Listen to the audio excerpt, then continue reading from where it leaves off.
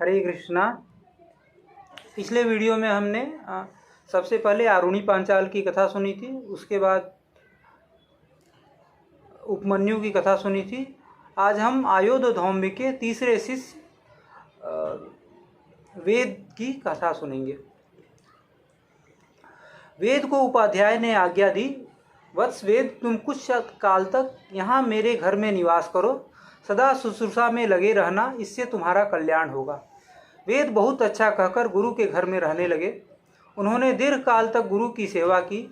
गुरु जी उन्हें बैल की तरह सदा भारी बोझ ढोने में लगाए रहते थे और वेद गर्मी, सर्दी और भूख प्यास का कष्ट सहन करते हुए सभी अवस्थाओं में गुरु के अनुकूल ही रहते थे। इस प्रकार जब बहुत समय बीत गया तब गुरु जी उन पर संतुष्ट हुए। गुरु के संतोष से वेद ने श्रेय और सर्वज्ञता प्राप्त कर ली। तदनंतर उपाध्याय की आज्ञा होने पर वेद समावर्तन संस्कार के पश्चात स्नातक होकर अपने घर लौटे और घर आकर उन्होंने गृहस्थ आश्रम में प्रवेश किया। अपने घर में निवास करते समय आचार्य वेद के पास 3 शिष्य रहते थे। गुरु के घर में रहने वाले छात्रों को जो कष्ट सहन करना पड़ता था उससे वे परिचित थे, इसीलिए उनके मन में अपने शिष्यों को क्लेशदायक कार्य में लगाने की कभी इच्छा नहीं होती थी। एक समय की बात है, ब्रह्मवेता आचार्य वेद के पास आकर जन्मेजय और पौष्य नाम के 2 क्षत्रियों ने उन्हें अपना उपाध्याय बना लिया। तदनंतर एक दिन उपाध्याय वेद ने जजमान के कार्य से बाहर जाने के लिए उद्यत हो उतंक नामक शिष्य को अग्निहोत्र आदि कार्य में नियुक्त किया और कहा, वत्स, मेरे घर में मेरे बिना जिस किसी वस्तु की कमी हो जाए उसकी पूर्ति तुम कर देना, ऐसी मेरी इच्छा है। उतंक को ऐसा आदेश देकर आचार्य वेद बाहर चले गए। उतंक गुरु की आज्ञा का पालन करते हुए सेवा परायण हो गुरु के घर में रहने लगे। एक दिन उपाध्याय के आश्रम में रहने वाली स्त्रियों ने उतंक को बुलाकर कहा, तुम्हारी गुरु पत्नी रजस्वला हुई हैं और उपाध्याय परदेश गए हैं। उनका यह ऋतुकाल जिस प्रकार निष्फल न हो वैसा करो। इसके लिए गुरु पत्नी बड़ी चिंता में पड़ी है। यह सुनकर उतंक ने उत्तर दिया, मैं स्त्रियों के कहने से यह न करने योग्य निंद कर्म नहीं कर सकता। उपाध्याय ने मुझे ऐसी आज्ञा नहीं दी है कि तुम ना करने योग्य भी कर डालना। इसके बाद कुछ काल बीतने पर उपाध्याय वेद प्रदेश से अपने घर लौट आए। आने पर उन्हें उतंक का सारा वृत्तांत मालूम हुआ। इससे वे बड़े प्रसन्न हुए और बोले, बेटा उतंक, तुमने मेरी धर्म पूर्वक सेवा की है, मैं तुम्हें घर लौटने की आज्ञा देता हूँ, जाओ, तुम्हारी सभी मनोकामनाएं पूर्ण होंगी। ऐसा कहने पर उतंक बोले, आपकी आज्ञा मिलने पर मैं अभिष्ट गुरु दक्षिणा भेंट करना चाहता हूँ। उतंक के ऐसा कहने पर उपाध्याय बोले, बेटा उतंक, तब तुम कुछ दिन यहीं ठहरो। कुछ दिन बाद फिर उसने उपाध्याय से कहा, भगवान आज्ञा दीजिए, मैं आपको कौन सी वस्तु गुरु दक्षिणा के रूप में भेंट करूं? यह सुनकर उपाध्याय ने कहा, वत्स उतंक, जाओ गुरु पत्नी से पूछ लो, वे जो बतावें वही वस्तु उन्हें भेंट करो। उतंक के पूछने पर गुरु पत्नी ने कहा, वत्स, तुम राजा पौष्य के यहाँ उनकी छत्राणी पत्नी ने जो 2 कुंडल पहन रखे हैं उन्हें मांग कर ले आओ, जाओ और उनको शीघ्र ले आओ। आज के चौथे दिन पुण्यक व्रत होने वाला है। मैं उस दिन कानों में उन कुंडलों को पहनकर ब्राह्मणों को भोजन परोसना चाहती हूँ। गुरु पत्नी के ऐसा कहने पर उतंक वहाँ से चल दिए। रास्ते में उन्होंने एक बहुत बड़े बैल और उस पर चढ़े हुए एक विशालकाय पुरुष को देखा। उस पुरुष ने उतंक से कहा, उतंक, तुम इस बैल का गोबर खा लो। किंतु उसके ऐसा कहने पर भी उतंक को गोबर खाने की इच्छा नहीं हुई। तब वह पुरुष फिर बोला, उतंक, खा लो, तुम्हारे उपाध्याय ने भी पहले इसे खाया था। उनके पुनः ऐसा कहने पर उतंक ने बहुत अच्छा कहकर उनकी बात मान ली और उस बैल के गोबर और मूत्र को खा पीकर उतावली के साथ खड़े खड़े ही आचमन किया। फिर वे चल दिए और राजा पौष्य के पास पहुंचकर उनसे कहा, राजन, मैं याचक बनकर आपके पास आया हूँ। राजा ने उन्हें प्रणाम करके कहा, भगवान, मैं आपका सेवक हूँ, कहिए किस आज्ञा का पालन करूँ? उतंक ने पौष्य से कहा, राजा, मैं गुरु दक्षिणा के निमित्त 2 कुंडलों के लिए आपके यहाँ आया हूँ। आपकी छत्राणी ने जिन्हें पहन रखा है उन्हीं दोनों कुंडलों को आप मुझे दे दें, यह आपके योग्य कार्य है। यह सुनकर पौष्य ने उतंक से कहा, ब्राह्मण, आप अंतःपुर में जाकर छत्राणी से वे कुंडल मांग लें। राजा से ऐसा कहने पर उतंक ने अंतःपुर में प्रवेश किया, किंतु वहां उन्हें छत्राणी दिखाई नहीं दी।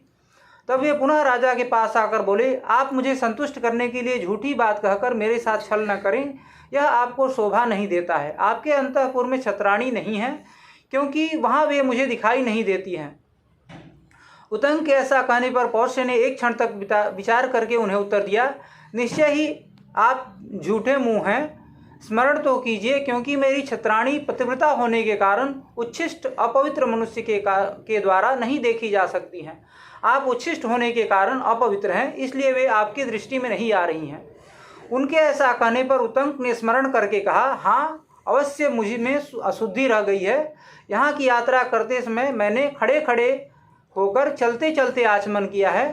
तब पौष्य ने उनसे कहा, ब्राह्मण, यही आपके द्वारा विधि का उल्लंघन हुआ है। खड़े होकर और शीघ्रतापूर्वक चलते चलते किया हुआ आचमन नहीं के बराबर है। तत्पश्चात उतंक राजा से, ठीक है, ऐसा कहकर हाथ पैर और मुंह भली भांति धोकर पूर्वाभिमुख होकर आसन पर बैठे और हृदय तक पहुँचने योग्य शब्द और फेन से रहित शीतल जल के द्वारा 3 बार आचमन करके उन्होंने 2 बार अंगूठे के मूल भाग से मुंह पोंछा और नेत्र, नासिका आदि इंद्रिय गोलकों का जल सहित उंगलियों द्वारा स्पर्श करके अंतःपुर में प्रवेश किया। तब उन्हें छत्राणी का दर्शन हुआ। महारानी उन्हें देखते ही उठ खड़ी हो गई और प्रणाम करके बोली, भगवान, आपका स्वागत है, आज्ञा दीजिए, मैं क्या सेवा करूं? उतंक ने महारानी से कहा, देवी, मैंने गुरु के लिए आपके दोनों कुंडलों की याचना की है, वही मुझे दे दें। महारानी उनके उस सद्भाव से बहुत प्रसन्न हुई। उन्होंने यह सोचकर कि यह सुपात्र ब्राह्मण है, इन्हें निराश नहीं लौटना चाहिए, अपने दोनों कुंडल स्वयं उतार कर उन्हें दे दिए और उनसे कहा, ब्राह्मण, नागराज तक्षक इन कुंडलों को पाने के लिए बहुत प्रयत्न कर रहा है, आपको सावधान होकर इन्हें ले जाना चाहिए। रानी के ऐसा कहने पर उसने छत्राणी से कहा, देवी, आप निश्चिंत रहें, नागराज तक्षक मुझसे भिड़ने का साहस नहीं कर सकता। महारानी से ऐसा कहकर उनसे आज्ञा ले उतंक राजा पौष्य के निकट आए और बोले, महाराज, मैं बहुत प्रसन्न हूँ और आपसे विदा लेना चाहता हूँ। यह सुनकर पौष्य ने उतंक से कहा, भगवान, बहुत दिनों पर कोई सुपात्र ब्राह्मण मिलता है, आप गुणवान अतिथि पधारे हैं, अतः मैं श्राद्ध करना चाहता हूँ, आप इसमें समय दीजिए। तब उतंक ने राजा से कहा, मेरा समय तो दिया ही हुआ है, किंतु शीघ्रता चाहता हूँ। आपके यहाँ जो शुद्ध एवं सुसंस्कृत भोजन तैयार हो उसे मंगाइए। राजा ने बहुत अच्छा कहकर जो सामग्री प्रस्तुत थी उसके द्वारा उन्हें भोजन कराया। परंतु जब भोजन सामने आया तब उतंक ने देखा उसमें बाल पड़ा हुआ है और वह ठंडा हो चुका है। फिर तो यह अपवित्र अन्न है, ऐसा निश्चय करके वे राजा पौष्य से बोले, आप मुझे अपवित्र अन्न दे रहे हैं, अतः अंधे हो जाएंगे। तब पौष्य ने भी शाप के बदले शाप देते हुए कहा, आप शुद्ध अन्न को भी दूषित बता रहे हैं, अतः आप भी संतानहीन हो जाएंगे। तब उतंक राजा पौष्य से बोले, महाराज, अपवित्र अन्न देकर भी बदले में शाप देना आपके लिए कदापि उचित नहीं है, अतः पहले अन्न को ही प्रत्यक्ष देख लीजिए। तब पौष्य ने उस अन्न को अपवित्र देखकर उसकी अपवित्रता के कारण का पता लगाया। वह भोजन खुले केश वाली स्त्री ने तैयार किया था, अतः उसमें केश पड़ गया था। देर का बना होने के कारण वह ठंडा हो गया था, इसलिए वह अपवित्र है। इस निश्चय पर पहुंचकर राजा ने उतंक ऋषि को प्रसन्न करते हुए कहा, भगवान, यह केश युक्त और शीतल अन्न अनजाने में आपके पास लाया गया है, अतः इस अपराध के लिए मैं आपसे क्षमा मांगता हूँ। आप ऐसी कृपा कीजिए जिससे मैं अंधा न हूँ। तब उतंक ने राजा से कहा, राजन, मैं झूठ नहीं बोलता, आप पहले अंधे होकर फिर थोड़े ही दिनों में इस दोष से रहित हो जाएंगे। अब आप भी ऐसी चेष्टा करें जिससे आपका दिया हुआ श्राप मुझ पर लागू न हो। यह सुनकर पौष्य ने उतंक से कहा, मैं श्राप लौटाने में असमर्थ हूँ, मेरा क्रोध भी अभी तक शांत नहीं हुआ है। क्या आप यह नहीं जानते कि ब्राह्मण का हृदय मक्खन के समान मुलायम और जल्दी पिघलने वाला होता है? केवल उसकी वाणी ही तीखे धार वाले छुरे का सा प्रभाव करती है, किंतु ये दोनों ही बातें क्षत्रिय के लिए विपरीत हैं। उसकी वाणी तो नवनीत के समान कोमल होती है, लेकिन हृदय पैनी धार वाले छुरे के समान तीखा होता है।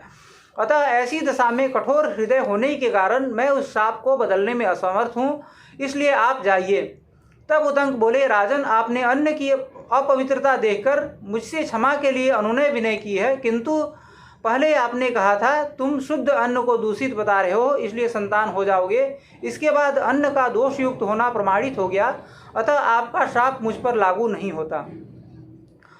अब हम अपना कार्य साधन कर रहे हैं। ऐसा कहकर उतंक दोनों कुंडलों को लेकर वहां से चल दिए। मार्ग में उन्होंने एक पीछे से आते हुए नग्न छपणक को देखा, जो बार बार दिखाई देता और छिप जाता था। कुछ दूर जाते ही उतंक ने उन दोनों कुंडलों को एक जलाशय के किनारे भूमि पर रख दिया और स्वयं शौच, स्नान, आचमन, संध्या, तर्पण आदि करने लगे। इतने में ही वह छपणक बड़ी उतावली के साथ वहां आया और दोनों कुंडलों को लेकर चंपत हो गया। उतंक ने स्नान, तर्पण आदि जल संबंधी कार्य पूर्ण करके शुद्ध एवं पवित्र होकर देवताओं और गुरुओं को नमस्कार किया और जल से बाहर निकलकर बड़े वेग से उसका पीछा किया। वास्तव में वह नागराज तक्षक ही था। दौड़ने से उतंक के अत्यंत समीपवर्ती हो गया। उतंक ने उसे पकड़ लिया। पकड़ में आते ही उसने छपणक का रूप त्याग दिया और तक्षक नाग का रूप धारण करके वह सहसा प्रकट हुए पृथ्वी के एक बहुत बड़े विवर में घुस गया। बिल में प्रवेश करके वह नागलोक में अपने घर चला गया। तदनंतर उस छत्राणी की बात का स्मरण करके उतंक ने नागलोक तक उस तक्षक का पीछा किया। पहले तो उन्होंने उस विवर को अपने डंडे की लकड़ी से खोदना आरंभ किया, किंतु इसमें उन्हें सफलता न मिली। फिर उस समय इंद्र ने उन्हें क्लेश उठाते देखा तो उनकी सहायता के लिए अपना वज्र भेज दिया। उन्होंने वज्र से कहा, जाओ इस ब्राह्मण की सहायता करो। तब वज्र ने डंडे की लकड़ी में प्रवेश करके उस बिल को विदीर्ण कर दिया। तब उतंक उस बिल में घुस गए और उसी मार्ग से भीतर प्रवेश करके उन्होंने नागलोक का दर्शन किया, जिसकी कहीं सीमा नहीं थी, जो अनेक प्रकार के मंदिर, महलों, झुके हुए छज्जों वाले ऊंचे ऊंचे मंडपों से सुशोभित और छोटे बड़े अद्भुत क्रीड़ा स्थानों से व्याप्त था। वहां उन्होंने श्लोकों द्वारा नागों का स्तवन किया, परंतु उन श्रेष्ठ नागों की स्तुति करने पर भी जब ब्रह्मर्षि उतंक उन कुंडलों को न पा सके तो उन्हें बड़ी चिंता हुई। उसी समय उन्हें वहां दो स्त्रियां दिखाई दी, जो सुंदर करघे पर रखकर सूत के ताने में वस्त्र बुन रही थी। उस ताने में उतंक मुनि ने काली और सफेद दो प्रकार के सूत और 12 अरों का एक चक्र भी देखा, जिसे 6 कुमार घुमा रहे थे। वहीं एक श्रेष्ठ पुरुष भी दिखाई दिए, जिनके साथ एक दर्शनीय अश्व भी था। उतंक ने मंत्र तुल्य श्लोकों द्वारा उसकी स्तुति की। तब वह पुरुष उतंक से बोला, ब्रह्मन, मैं तुम्हारे इस स्तोत्र से बहुत प्रसन्न हूँ। कहो तुम्हारा कौन सा प्रिय कार्य करूँ। यह सुनकर उतंक ने कहा, यह सब नाग मेरे अधीन हो जाएं। उनके ऐसा कहने पर वह पुरुष पुनः उतंक से बोला, इस घोड़े की गुदा में फूंक मारो। यह सुनकर उसने घोड़े की गुदा में फूंक मारी। फूंकने से घोड़े के शरीर के समस्त छिद्रों से धुएं सहित आग की लपटें निकलने लगी। उस समय सारा नागलोक धुएं से भर गया। फिर तो तक्षक घबरा गया और आग की ज्वाला के भय से दुखी हो दोनों कुंडल लिए सहसा घर से निकल आया और उतंक से बोला, ब्रह्मन, आप ये दोनों कुंडल ग्रहण कीजिए। उतंक ने उन दोनों कुंडलों को ले लिया। कुंडल लेकर वे सोचने लगे, अहो, आज ही गुरु पत्नी का वह पुण्यक व्रत है और मैं बहुत दूर चला आया हूँ। ऐसी दशा में किस प्रकार इन कुंडलों द्वारा उनका सत्कार करूँगा। इस प्रकार चिंता में पड़े हुए उतंक से उस पुरुष ने कहा, उतंक, इसी घोड़े पर चढ़ जाओ, यह तुम्हें क्षण भर में उपाध्याय के घर पहुंचा देगा। बहुत अच्छा कहकर उतंक उस घोड़े पर चढ़े और तुरंत उपाध्याय के घर आ पहुंचे। इधर गुरु पत्नी स्नान करके बैठी हुई अपने केश संवार रही थीं। उतंक अब तक नहीं आया, यह सोचकर उन्होंने शिष्य को शाप देने का विचार कर लिया। इसी बीच उतंक ने उपाध्याय के घर में प्रवेश करके गुरु पत्नी को प्रणाम किया और उन्हें वे दोनों कुंडल दे दिए। तब गुरु पत्नी ने उतंक से कहा, उतंक, तू ठीक समय पर उचित स्थान में आ पहुंचा। वत्स, तेरा स्वागत है। अच्छा हुआ जो बिना अपराध के ही तुझे शाप नहीं दिया। तेरा कल्याण उपस्थित है, तुझे सिद्धि प्राप्त हो। तदनंतर उतंक ने उपाध्याय के चरणों में प्रणाम किया। उपाध्याय ने उससे कहा, वत्स उतंक, तुम्हारा स्वागत है। लौटने में देर क्यों लगाई। तब उतंक ने उपाध्याय को उत्तर दिया, भगवान, नागराज तक्षक ने इस कार्य में विघ्न डाल दिया था, क्योंकि मैं नागलोक में चला गया था। वहीं मैंने दो स्त्रियां देखी जो करघे पर सूत रखकर कपड़ा बुन रही थी। उस करघे में काले और सफ़ेद रंग के सूत लगे थे। वह सब क्या था। वहीं मैंने एक चक्र भी देखा जिसमें 12 अरे थे। 6 कुमार उस चक्र को घुमा रहे थे। वह भी क्या था। वहाँ एक पुरुष भी मेरे देखने में आया था, वह कौन था? तथा एक बहुत बड़ा अश्व भी दिखाई दिया, वह कौन था? इधर से जाते समय मैंने मार्ग में एक बैल देखा, उस पर एक पुरुष सवार था। उस पुरुष ने मुझे आग्रहपूर्वक कहा, उतंक इस बैल का गोबर खा लो, तुम्हारे उपाध्याय ने भी पहले इसे खाया है। तब उस पुरुष के कहने पर मैंने उस बैल का गोबर खा लिया। अतः वह बैल और पुरुष कौन थे, मैं आपके मुख से सुनना चाहता हूँ। वह सब क्या था? उतंक के इस प्रकार पूछने पर उपाध्याय ने उत्तर दिया, वे जो दोनों स्त्रियां थीं वे धाता और विधाता हैं। जो काले और सफ़ेद तंतु थे वह दिन और रात हैं। 12 अरों से युक्त चक्र को जो 6 कुमार घुमा रहे थे वह 6 ऋतुएं हैं। 12 महीने ही 12 अरे हैं। संवत्सर ही वह चक्र है। जो पुरुष था वह इंद्र है, जो अश्व था वह अग्नि है। इधर से जाते समय मार्ग में तुमने जिस बैल को देखा था वह नागराज ऐरावत है, और जो उस पर चढ़ा हुआ पुरुष था वह इंद्र है। तुमने बैल के जिस गोबर को खाया था वह अमृत है, इसलिए तुम नागलोक में जाकर भी मरे नहीं। वे भगवान इंद्र मेरे सखा हैं। तुम पर कृपा करके उन्होंने यह अनुग्रह किया है। यही कारण है कि तुम दोनों कुंडल लेकर फिर यहाँ लौट आए हो। अतः सौम्य, अब तुम जाओ, मैं तुम्हें जाने की आज्ञा देता हूँ, तुम कल्याण के भागी होगे। उपाध्याय की आज्ञा पाकर उतंक तक्षक के प्रति कुपित हो उससे बदला लेने की इच्छा से हस्तिनापुर की ओर चल दिए। हस्तिनापुर में शीघ्र पहुंचकर विप्र और उतंक राजा जन्मेजय से मिले। जन्मेजय पहले तक्षशिला गए थे। वे वहां जाकर पूर्ण विजय प्राप्त कर चुके थे। उतंक ने मंत्रियों से घिरे हुए उत्तम विजय से संपन्न राजा जन्मेजय को देखकर पहले उन्हें न्यायपूर्वक जय संबंधी आशीर्वाद दिया। तत्पश्चात उचित समय पर उपर्युक्त शब्द से विभूषित वाणी द्वारा उनसे इस प्रकार कहा, नृपश्रेष्ठ, जहाँ तुम्हारे लिए करने योग्य दूसरा कार्य उपस्थित हो वहाँ अज्ञान बस तुम कोई और ही कार्य कर रहे हो। विप्रवर उतंक के ऐसा कहने पर राजा जन्मेजय ने उन द्विश्रेष्ठ का विधि पूर्वक पूजन किया और कहा, ब्राह्मण, मैं इन प्रजाओं की रक्षा द्वारा अपने क्षत्रिय धर्म का पालन करता हूँ। बताइए, आज मेरे करने योग्य कौन सा कार्य उपस्थित है जिसके कारण आप यहाँ पधारे हैं? राजाओं में श्रेष्ठ जन्मेजय के इस प्रकार कहने पर पुण्यात्माओं में अग्रगण्य विप्रवर उतंक ने उन उदार हृदय वाले नरेश से कहा, महाराज, वह कार्य मेरा नहीं आपका ही है, आप उसे अवश्य कीजिए। भूपाल शिरोमणि नागराज तक्षक ने आपके पिता की हत्या की है, अतः आप उस दुरात्मा सर्प से इसका बदला लीजिए। मैं समझता हूँ शत्रुनाशन कार्य की सिद्धि के लिए जो सर्प यज्ञ रूप कर्म शास्त्र में देखा गया है उसके अनुष्ठान का यह उचित अवसर प्राप्त हुआ है। अतः राजन, अपने महात्मा पिता की मृत्यु का बदला महाराज आप अवश्य लें। यद्यपि आपके पिता महाराज परीक्षित ने कोई अपराध नहीं किया था, तो भी उस दुष्टात्मा सर्प ने उन्हें डस लिया और वे वज्र के मारे वृक्ष की भांति तुरंत गिरकर काल के गाल में चले गए। सर्पों में अधम तक्षक अपने बल के घमंड में उन्मत्त रहता है। उस पापी ने यह बड़ा भारी अनुचित कर्म किया है जो आपके पिता को डस लिया। वे महाराज परीक्षित राजर्षियों के वंश की रक्षा करने वाले और देवताओं के समान तेजस्वी थे। काश्यप नाम के एक ब्राह्मण आपके पिता की रक्षा करने के लिए उनके पास आना चाहते थे, किंतु उस पापाचारी ने उन्हें लौटा दिया। अतः महाराज, आप सर्प यज्ञ का अनुष्ठान करके उसकी प्रज्वलित अग्नि में उन पापी को होम दीजिए और जल्दी से जल्दी यह कार्य कर डालिए। ऐसा करके आप अपने पिता की मृत्यु का बदला चुका सकेंगे और मेरा भी अत्यंत प्रिय कार्य संपन्न हो जाएगा। समूची पृथ्वी का पालन करने वाले नरेश, तक्षक बड़ा दुरात्मा है। पाप रहित महाराज, मैं गुरु जी के लिए एक कार्य करने जा रहा था जिसमें उस दुष्ट ने बड़ा विघ्न डाल दिया था। यह समाचार सुनकर राजा जन्मेजय तक्षक पर कुपित हो उठे।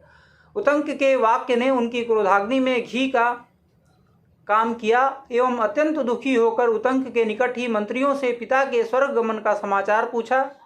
उतंक के मुख से जिस समय उन्होंने पिता के मरने की बात सुनी, उसी समय वे महाराज दुख और शोक में डूब गए। यहाँ पर तीसरा अध्याय समाप्त होता है। अगले वीडियो में हम पुलोमा दानव की कथा सुनेंगे। हरे कृष्णा। चैनल को सब्सक्राइब कीजिए और वीडियो को लाइक और शेयर कीजिए। धन्यवाद।